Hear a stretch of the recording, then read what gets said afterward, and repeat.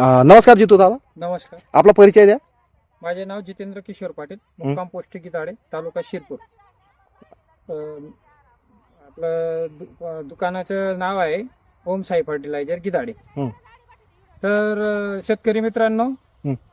मी Nexa कंपनीचे नेक्सिफॉस, KitKat, 55515 हे तिघी प्रॉडक्ट या तिंडा पिकामध्ये वापरलेले आहे. हं.